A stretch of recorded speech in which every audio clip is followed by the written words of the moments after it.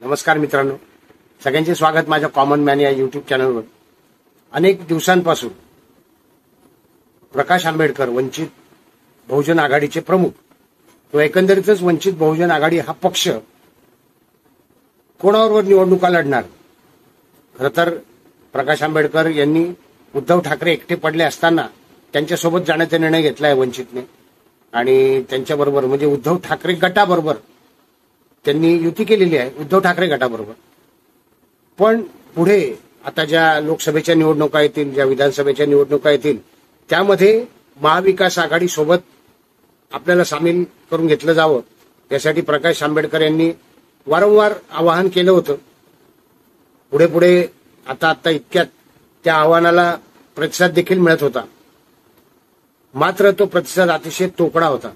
तोकडा याचं कारण असं आहे की किती जागा मिळणार याबाबत काहीच निश्चिती होऊ शकत नव्हती आणि जेमतेम असं लक्षात आलं की जेमतेम दोन जागा जो पक्ष 15 ते 20 जागा पाडू शकतो महाविकास आघाडीच्या, अशा पक्षाला फक्त 2 जागा हे नक्कीच प्रकाश आंबेडकर यांच्या स्वाभिमानाला मानवण्यासारखं नाहीये, मग त्यांना वापरून घेतल्यासारखं होईल। आणि शेवटी स्वाभिमानी प्रकाश आंबेडकर यांनी आपला निर्णय जाहीर केला। आजच त्यांनी कालच्याच पत्रकार परिषदेत सांगितलं की अजूनही आघाडी सोबत आमची युती झालेली नाहीये, आम्ही कोणासोबतही जाऊ शकतो किंवा आम्ही स्वतंत्र निवडणूक लढवू शकतो, कोणासोबतही जाऊ शकतो। याचा अर्थ तुमच्या लक्षात येतोय का? याचा अर्थ असा आहे की प्रकाश आंबेडकर हे भारतीय जनता पार्टी सोबत देखील जाऊ शकतात जर पहिली गोष्ट आहे, अर्थात जर तरचा प्रश्न आहे, पण त्यांनी काही पत्ते लपवलेत आणि ते म्हटले की मी जे करीन ते उघड करीन आहे, मला लपवाछपीची गरज नाही, असं स्पष्ट त्यांनी इशारा दिलेला आहे। त्यांनी सांगितलंय त्यांचा रोख नेहमीच आरएसएसवर असतो, याची अनेक कारणे आहेत। त्यांची विचारधारा आणि आरएसएसची विचारधारा ही पूर्णतः वेगळी असं त्यांना वाटत असतं आणि मनुस्मृतीबद्दल त्यांचा रोख असतो प्रत्येक वेळी। त्यांनी जर आरएसएसच्या प्रमुखांनी मोहन भागवत यांनी जाहीर केलं की मंदिरातील पुजाऱ्यांना ज्या ब्राह्मणाच्या बाबतीतच त्या जागा आरक्षित असतात असं त्यांचं म्हणणं आहे, त्याऐवजी इतर जातीचे पुजारी नेमण्यात जाहीर केलं तर आम्ही भाजपसोबत जाऊ शकतो। प्रकाश आंबेडकर यांना माझी विनंती आहे, एक गैरसमज त्यांचा, कारण अनेक वेगळ्या जातींचे पुजारी देखील आता मंदिरात असतात आणि आता ते शासन नेमत असतं आणि तिथे आरएसएसचा काही संबंध नाहीये। ते पुजारी नेमण्यामध्ये आरएसएसचा कुठलाही वाटा नाहीये।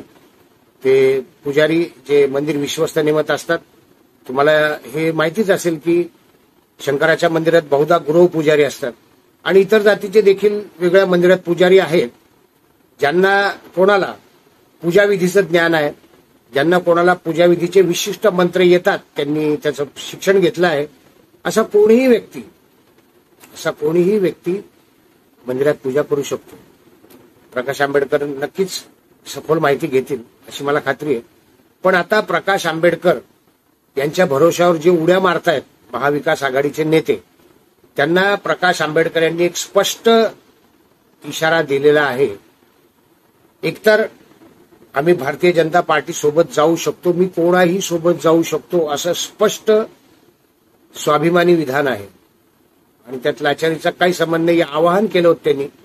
मात्र महाविकास आघाडीचा गैरसमज झाला की प्रकाश आंबेडकर यांना आपली गरज आहे आणि म्हणून प्रकाश आंबेडकर वारंवार आवाहन करतायत। ते प्रकाश आंबेडकर कधीच लाचार नव्हते, स्वाभिमानी नेते आहेत आणि ते लाचारने कधीच अशा पद्धतीने बोलणार नाहीत याची नक्की खात्री आहे। त्यांच्या समर्थकांना आहे, आंबेडकरवादी चळवळीच्या सर्व लोकांना आहे आणि वंचित सोबत असणाऱ्या सर्व बहुजन समाजाला याची खात्री आहे। त्यामुळे प्रकाश आंबेडकर यांचा निर्णय आता आणखी कोणती उलथापालथ घडवून आणतो हे बघणं मनोरंजक असेल। उलथापालथ याचा अर्थ असा आहे की ते जर भारतीय जनता पार्टी सोबत गेले किंवा स्वतंत्रपणे निवडणुका लढले तर महाविकास आघाडीचं काय होणार आहे हे मी वेगळं सांगण्याची गरज नाही। संजय राऊत निवडणूक जिंकून देऊ शकत नाहीत। निखिल वागळे, महाविकास आघाडीला वाटतंय की निखिल वागळे त्यांच्या बाजूने सध्या प्रचार करतायत, व्हिडिओ बनवतायत, निर्भय बनोच्या सभा घेतायत आणि भारतीय जनता पार्टी सरकारवर टीका करताय. अगदी केंद्र सरकारपासून ते राज्यात असलेल्या एकनाथ शिंदे यांच्या सरकारपर्यंत टीकास्त्र सुरू आहे. तर अशा वेळेला निखिल वागळे जिंकून देऊ शकत नाहीत, निर्भय बनो चळवळ तुम्हाला जिंकून देऊ शकत नाही. तर लोकप्रिय नेते, स्वाभिमानी आणि लोकप्रिय नेते प्रकाश आंबेडकर यांना सन्मानजनक जागा दिल्या तरच महाविकास आघाडी टिकणार आहे. टिकणार आहे म्हणजे जिंकून येणार असं नाही म्हणत, पण प्रकाश आंबेडकर नक्कीच हुकमाचा ऐक्य आहेत आणि या ऐक्याकडे दुर्लक्ष केल्याचे परिणाम लवकरच महाविकास आघाडीला भोगायला लागतील असं वाटतंय. प्रकाश आंबेडकर यांनी आपल्या कार्यकर्त्यांना सांगितलंय की युती झालेली नाही अजून, त्यामुळे कोणीही महाविकास आघाडीच्या सभांना कार्यकर्त्यांनी जाऊ नये हे आवाहन पहिल्यांदाच केलंय बरं का. सभांना देखील जाऊ नये, त्यांच्या बैठकींना देखील जाऊ नये.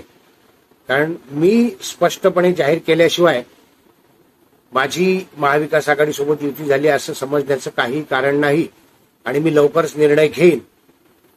आता तरी डोळे उघडतात का महाविकास आघाडीच्या नेत्यांचे हे बघावं लागेल. व्हिडिओ आवडला असेल तर लाईक करा, शेअर करा, सबस्क्राईब करा. भेटूयात नवीन व्हिडिओत कॉमन मॅनसह. धन्यवाद.